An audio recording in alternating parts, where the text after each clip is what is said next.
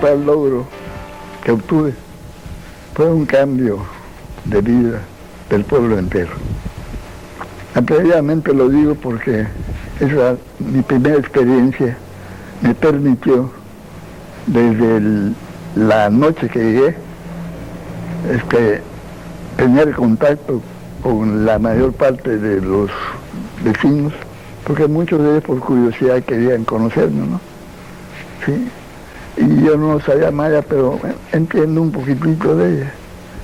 Y uno le decía al otro, no hay un chamaco aquí. ¿Qué puede enseñarnos? No le hace. No va a enseñar pelota, le decía el otro.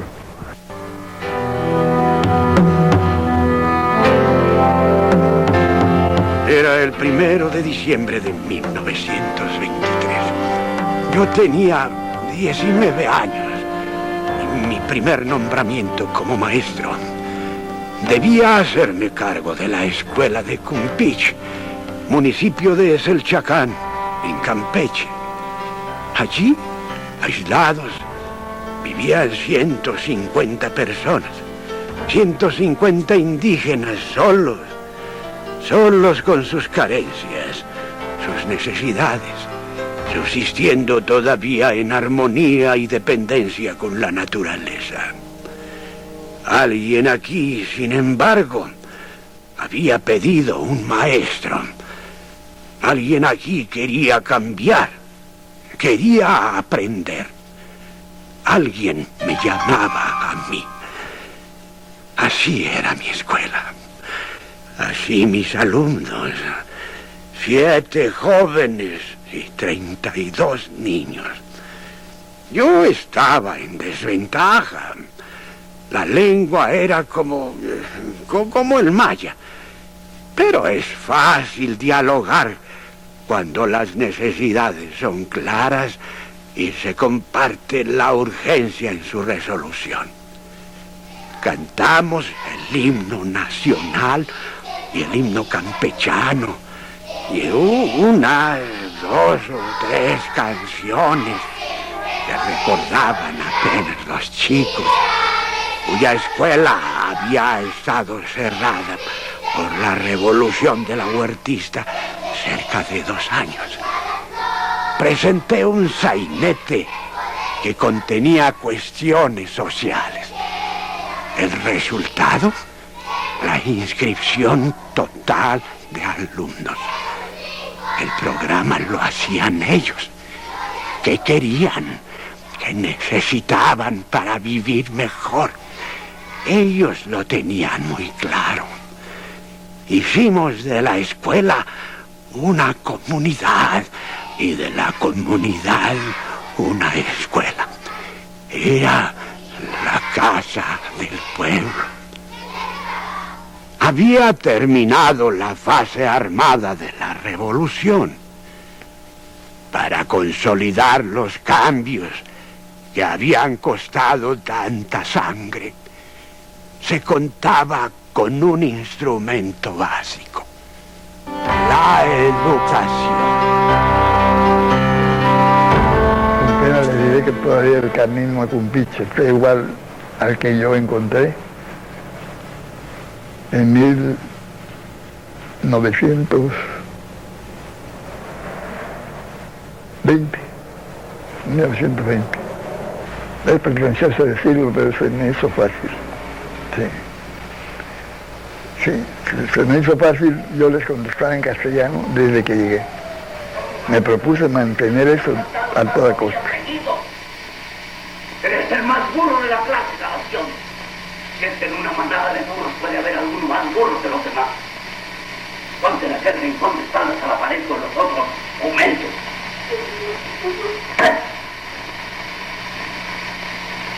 ¿Qué es esto, ven?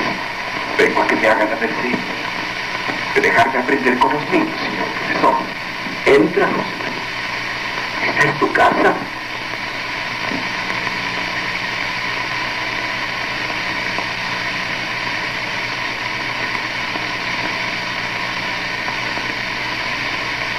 Perdone el atrevimiento, señor profesor. Yo ya soy grande Dice que es tarde para aprender. Pero yo quiero aprender, señor profesor. Nunca es tarde para aprender, José María. Y has hecho muy bien en venir a la escuela. Entonces, me dan licencia para venir todos los días. Ya marqué mi pizarra y mi cuaderno. No solamente te doy licencia, sino que te felicito por tu determinación. Esta es la escuela del pueblo. Tu escuela, y me da gusto verte entre nosotros. Siéntate. Muchas gracias, señor profesor. Dios se lo pague.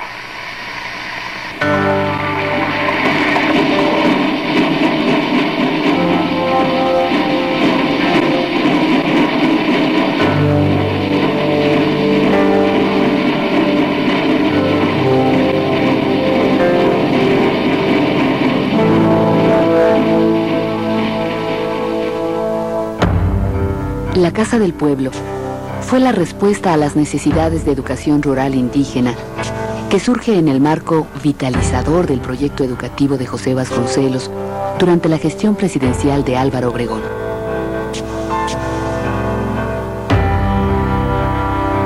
El impulso de Obregón fue definitivo. Todo su apoyo y el 24% del presupuesto federal.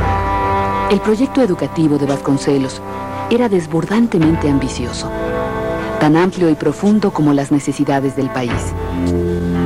El poder de convocatoria de este proyecto, la euforia de la revolución triunfante y la personalidad carismática del ministro de Educación comprometieron a todos, intelectuales, mexicanos e iberoamericanos, estudiantes, clases medias, hombres y mujeres de todo el país.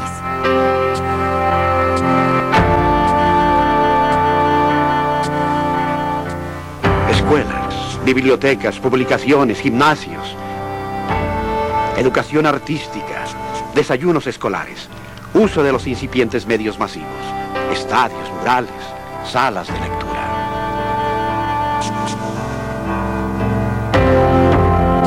Al igual que muchas innovaciones de esa época, la experiencia de la Casa del Pueblo no se perdió.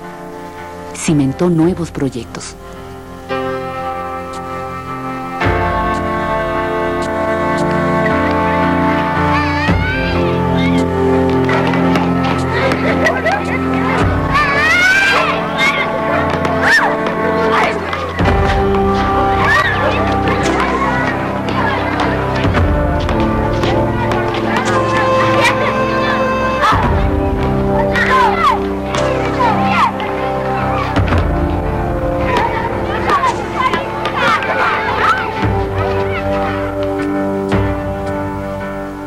Hiin himang ten horeng waris ten himi kolej ham kanji gore ka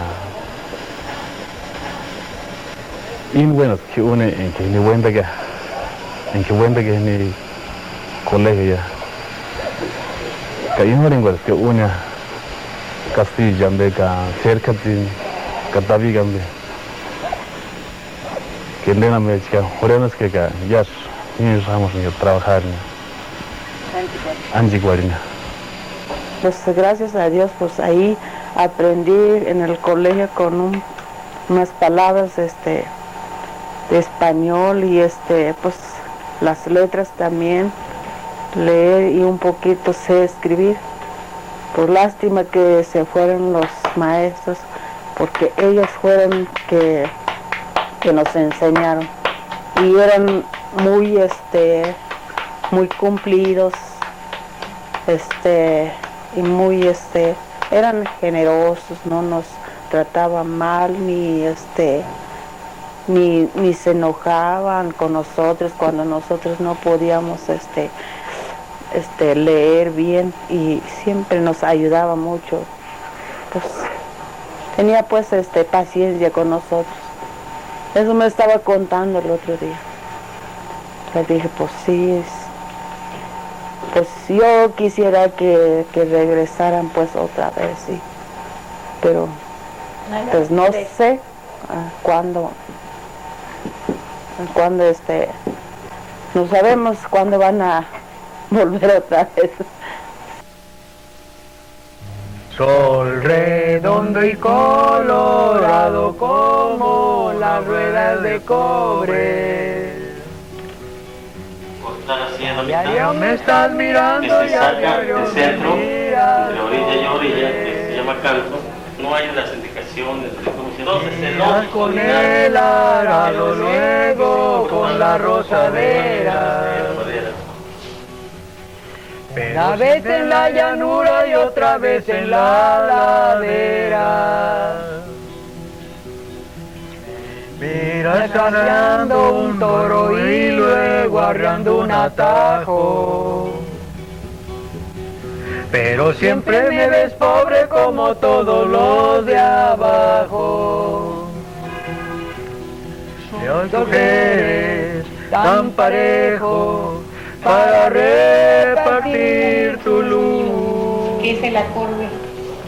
Habías de enseñar al amo a hacer lo mismo que tú. No que el amo nos hambrea y nos pega y nos maltrata, mientras que en nosotros tiene una minita de plata. Ya los tiempos van cambiando y pronto vamos a ver que el que no ayude al trabajo tampoco habrá de comer.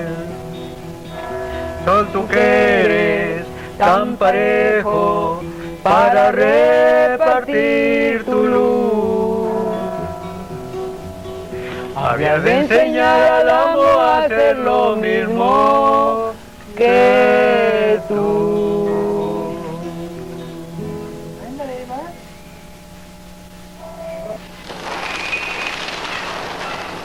Las casas del pueblo tienen su origen en la Huatápera michoacana, de Vasco de Quiroga. Son respuesta a una necesidad.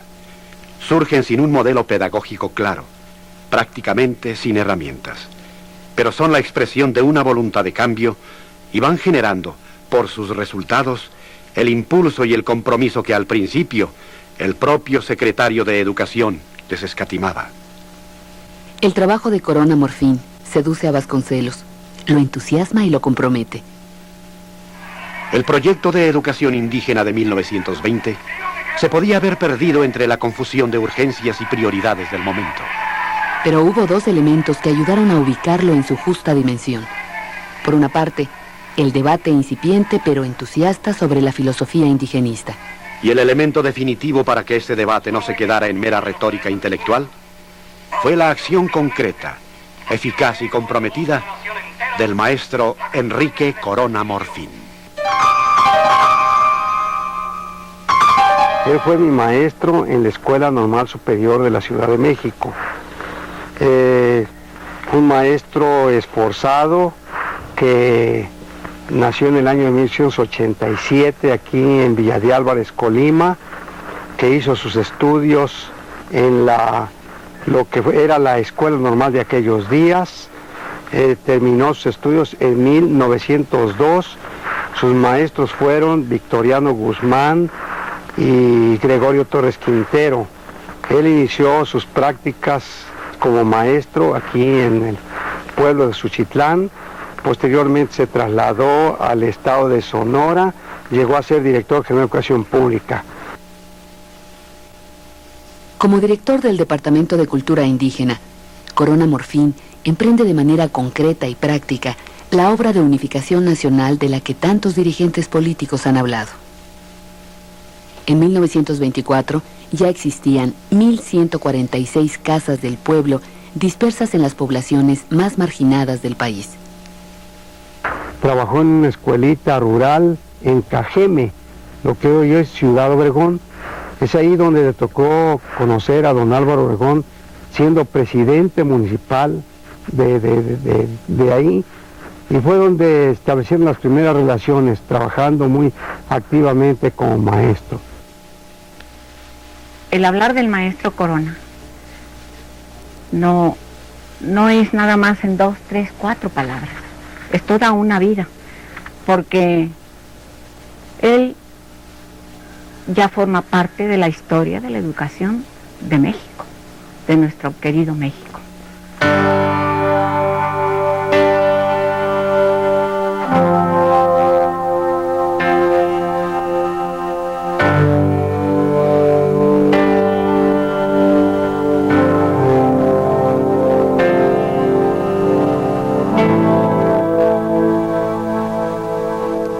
Gamio, Vicente Lombardo Toledano, Emilio Rabasa, Abraham Castellanos, Gregorio Torres Quintero, planteaban alternativas, discutían posiciones sobre la situación absolutamente miserable de 12 millones de indígenas en nuestro país.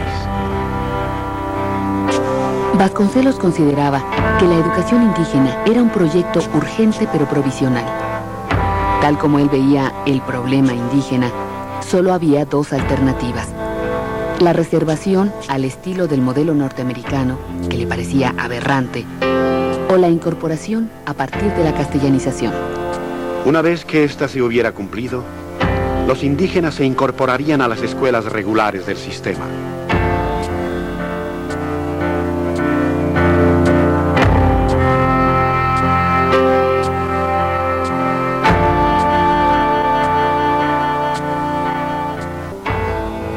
Para Manuel Gamio, la unificación lingüística y la incorporación de los indígenas a la vida económica y social de la nación exigía un trabajo antropológico serio. Su modelo, implantado en Teotihuacán, fue un éxito, pero no se repitió. A pesar de las diferencias de enfoque, el proyecto de Vasconcelos se nutrió de esa discusión. La SEP apoyaba la formación de los maestros y facilitaba la reproducción de las experiencias exitosas. Esta era la función de las misiones culturales que se pusieron en servicio en 1926. Su propósito original fue el mejoramiento profesional de los maestros como un antecedente a lo que serían las normales rurales, y por otra parte, llevar una útil propaganda de orden cultural e higiénico a las comunidades. Este segundo propósito de extensión educativa para el mejoramiento de las comunidades convirtió las misiones culturales no solo en centros de entrenamiento de los maestros rurales en servicio, sino en verdaderos núcleos de acción social para el mejoramiento de las comunidades. La misión cultural es indudablemente una de las instituciones más bellas que hemos creado a través del tiempo. Tuve la fortuna de ser también misionero y posteriormente encargado de la dirección de estos trabajos. Estuve en cierta ocasión, por ejemplo, en Chiapas, donde encontré una misión que cumplía ampliamente con su deber. En los días que la visité, pude descubrir que ellos estaban abriendo el pensamiento de las multitudes a una nueva vida. En aquel tiempo las misiones culturales eran muy buenas para el maestro, porque entre el personal que venía traían lo que el maestro necesitaba para trabajar en su comunidad, no solamente técnica de enseñanza, sino en industrias rurales, música, canto, en fin, lo que el maestro necesitaba para pegarse a la gente, sobre todo a la gente adulta, porque en ese tiempo el maestro trabajaba en la mañana, trabajaba en la tarde y en la noche con los adultos. Entonces a los adultos, para poderlos controlar, había que cantarles, pues con la guitarra, que es un elemento primordial para el maestro. La Casa del Pueblo asombra por su eficacia a propios y extraños. La maestra Catherine Cook vino a México en 1931 a conocer esta innovadora experiencia pedagógica. Y no solo se asombró, se conmovió. Lo describe así. La nueva escuela es una escuela sin pedagogía, con un vigoroso sentido social, con maestros que carecen de entrenamiento normal. Una escuela sin tradiciones estorbosas. La escuela es de la comunidad, es su responsabilidad. Es una escuela donde conviven aprendiendo juntos niños y adultos, hombres y mujeres. Los calendarios, los horarios, los objetivos y la metodología de trabajo, todo surge de las experiencias y las necesidades de la comunidad. El maestro es la escuela en México. El primer proyecto del maestro de la Casa del Pueblo es reforzar la situación económica de la comunidad, mejorar las prácticas agrícolas o artesanales, las condiciones de los hogares. La castellanización es una consecuencia necesaria como herramienta esencial para incorporarse a la vida económica y social del país. Después verán la necesidad de alfabetización, la utilidad de contar, medir y pesar, la educación higiénica, las campañas de vacunación, la lucha contra el alcoholismo, la educación cívica.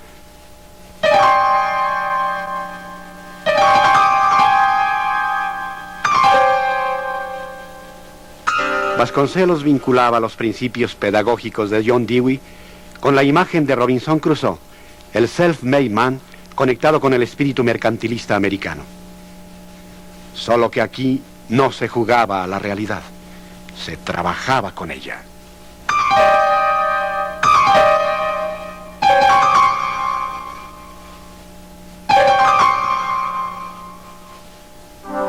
El maestro es la escuela en México. Es el líder que selecciona y conduce los proyectos escolares y las actividades comunales.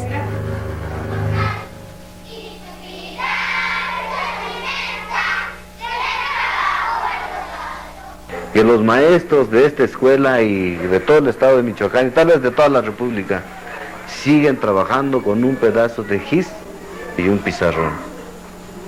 Los muchachos apenas se alcanzan un lápiz pequeño y un cuadernito para escribir. Y yo quisiera preguntar a nuestros grandes representantes, pues a los que representan la educación en México, yo quiero preguntarles en dónde está realmente la modernización educativa. En Tololonche, el órgano también. Las satisfacciones son muchas en misiones culturales porque llega uno a una comunidad donde los campesinos están, o la gente en general está deseosa de aprender. En los 3 niveles, tanto como especialista, como jefe de misión y como supervisor, pues siento que me he realizado, he estado satisfecho porque he visto cómo las misiones culturales han ido evolucionando, han ido cambiando su rumbo, se han ido adaptando a los cambios de las zonas, a los cambios del país, ¿sí? El medio rural, que hace falta mucha transformación, tanto en el campo como en la persona, en las actividades tecnológicas. Y me quedó la satisfacción más grata que he sentido yo, que vuelven a los pueblos y lo conocen como amigo y siempre dicen, ahí viene el maestro. Yo soy de una generación pobre que aprendió a escribir con mayúscula México, mi patria, y que sigue teniendo devoción por su país. Pienso que si volviera a vivir, volvería a ser maestro. Me he realizado. Yo fui uno de los maestros que estuve en mi escuela, inclusive enfermo, porque trabajé en distintos lugares. La satisfacción que le queda al maestro, al menos a nosotros, a los que trabajamos hace muchos años, es que todavía la gente de esos pueblitos, esos ranchitos, esas haciendas, hasta hoy, los viejitos que fueron alumnos nuestros, nos saludan, vienen a la casa. Esa es la satisfacción más grande pues que he tenido en mi vida. Entonces, yo caí bien. Les repito, nunca dije que no, a nada. Y dentro de esa dulce mentira, las cosas tomaron camino. Yo les dije, miren, aquí, para ver el cielo a través de esta cuestión rota y correr de la lluvia, no saber dónde meterse. En fin, ¿qué es eso? No. Vamos a hacer una escuelita. ¿De acuerdo?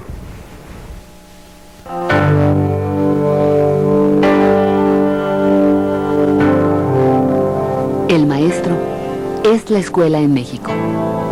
Es el gestor del cambio social.